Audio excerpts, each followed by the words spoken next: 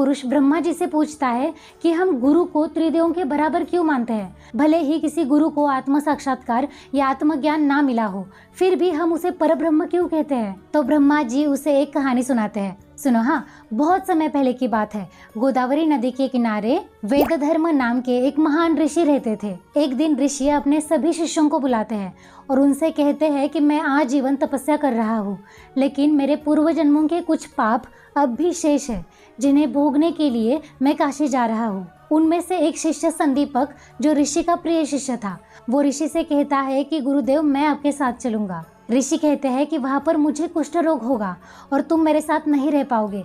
फिर भी संदीपक विनती करके उनके साथ जाता है। वो काशी पहुँचते हैं और एक मंदिर के सहारे रहने लगते हैं।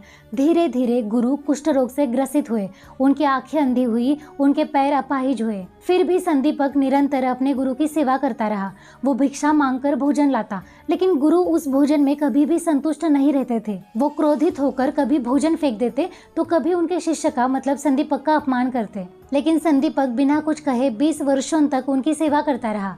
उसके गुरु भक्ति की चर्चा देवलोक तक पहुंची। भगवान शिव जी संदीपक के ऊपर प्रसन्न होकर उसे दर्शन देते हैं और वरदान मांगने बोलते हैं। तो संदीपक अपने गुरु के पास जाता है और उनसे पूछता है कि क्या मैं शिव जी से आपको रोग मुक्त करने का वरदान मांगू। तो गुरु कहते हैं कि मुझे कुछ नहीं चाहिए, मैं अपने पाप को, अपने व्याधि को इसी जन्म में भोगना चाहता हूँ, नहीं तो इसके लिए मुझे अगला जन्म लेना पड़ेगा। फिर संदीपक ने खुद के लिए भी कुछ नहीं मांगा। कुछ दिनों बाद भगवान विष्णु उसके ऊपर प्रसन्न होकर उसे दर्शन देते हैं और वरदान मांगने बोलते हैं। तो संदीपक कहता है कि मेरे गुरु मुझे सब कुछ देने के लिए समर्थ है, इसलिए मुझे कुछ भी नहीं चाहिए प्रभु। अगर आप कुछ देना ही चाहते हो तो इतना दो कि मैं जीवन भर अपने गुरु की सेवा कर सकूं। जब ऋषि वेद धर्म को इस सब के बारे में पता चलता है तो वो संदीपक को बुलाते हैं और उसे अपने गले से लगाते हैं और उसी क्षण उनका रोग नष्ट हो गया। उनकी देह कांति तेजस्वी हो उठी।